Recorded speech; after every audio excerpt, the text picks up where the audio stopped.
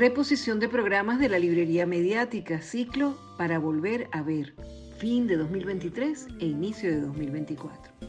Qué maravilloso estar inmerso en casualidades.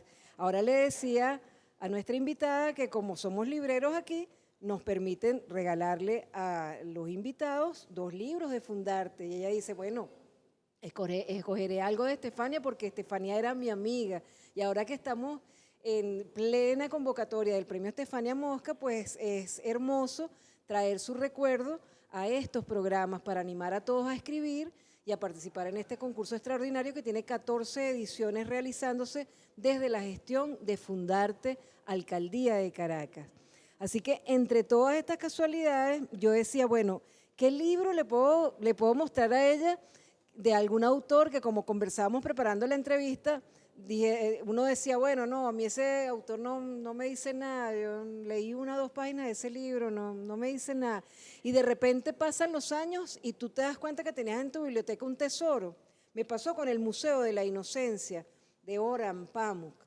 Este autor turco es de una profundidad, parece que describe bien esos amores adolescentes en los que uno no se atreve a decir, pero siente tanto, y que uno escribía cosas y no se atrevía y se imaginaba cosas. Entonces, este autor lo tenía yo en la biblioteca, el Museo de la Inocencia, que es Premio Nobel de Literatura, y yo decía, a mí qué me importa ese libro, yo no voy a leer ese libro. No.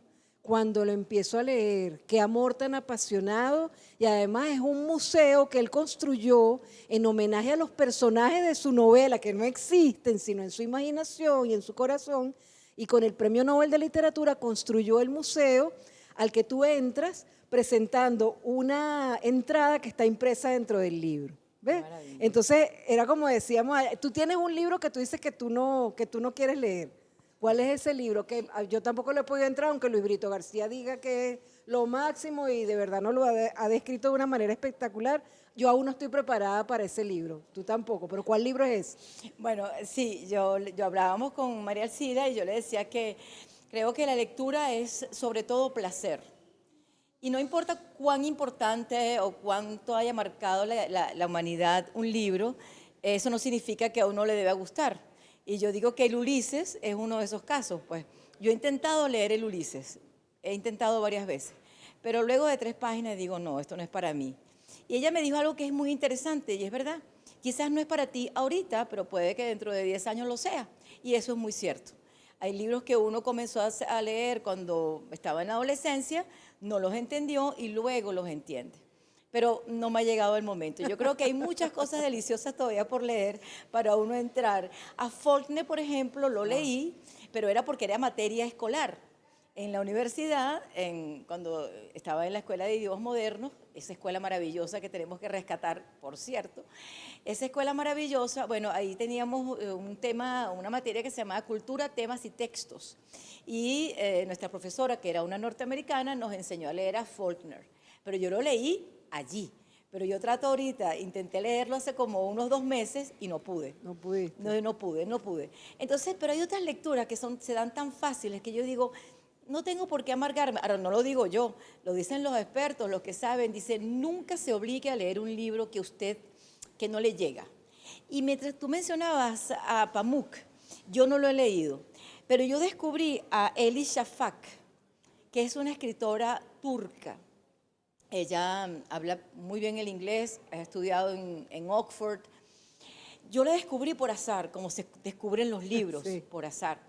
Esa mujer me ha impactado, me ha llenado de una inmensa emoción.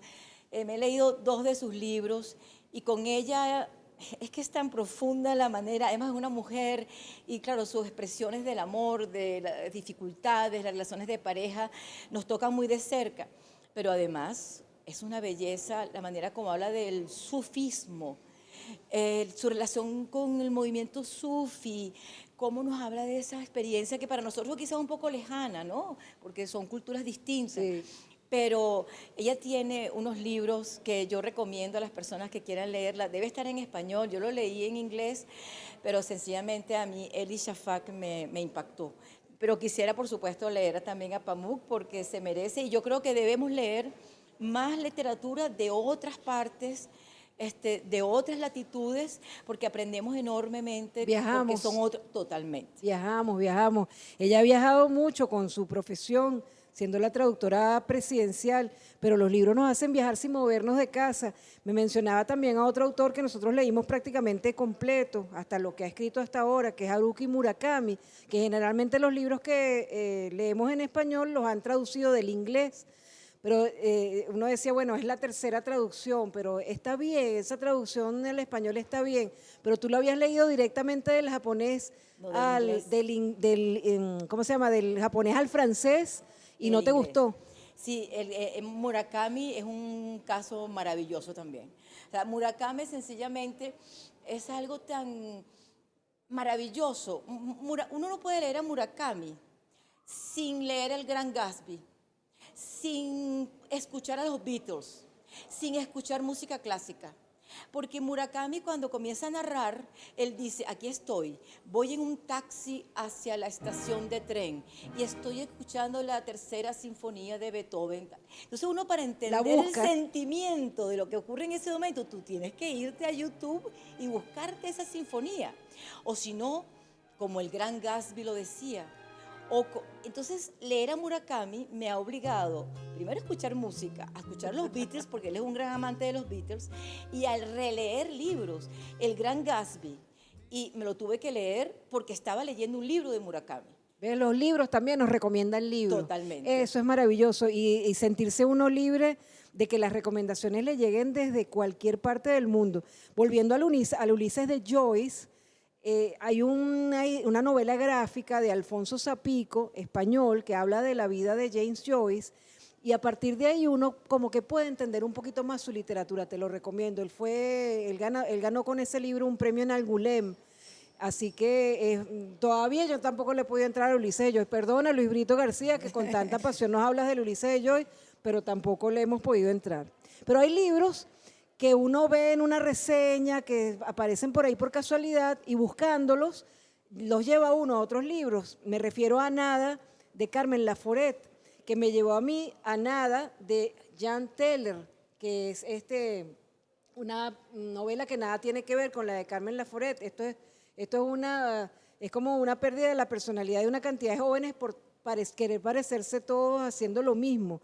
Pero quisiera que hablaras de tu amor por esa Carmen Laforet que recibió el premio Nadal tardíamente y que no pudo escribir más precisamente porque era mujer. O sea, así es. Quería terminar lo de Murakami rapidito porque tiene que ver con lo de la traducción. Yo le explicaba a María Alcira que yo siempre he leído a Murakami en su traductor al inglés, que me parece sencillamente único, espectacular. Es el que te da el alma de los libros de Murakami, que son muy complejos porque son muy fantasiosos. Pero en una oportunidad me regalaron un libro de Murakami traducido al francés. Solamente pude leer 2 páginas, porque dije, esta traducción no sirve. Y cuando pude, conseguí el libro al inglés y no me había equivocado. Esas 2 páginas eran deliciosas traducidas al inglés. En cuanto a Laforet y a Nada, fue también, como siempre, por azar. Lo leí en una crónica y lo conseguí. Ese libro, desde la primera palabra hasta la última, sencillamente me tocó tan de cerca. Y tú me preguntas, ¿por qué? No sé. Es la sencillez del relato, es la calidez de los sentimientos, la sencillez de los sentimientos, porque un libro no tiene por qué ser complejo, ni desde el punto de vista filosófico o de otra manera para ser bueno.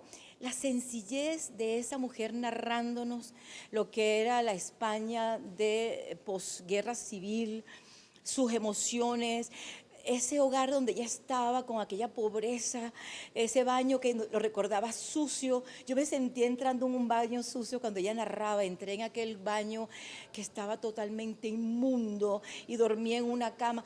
Que cada sentimiento, me acordó del Lazarillo.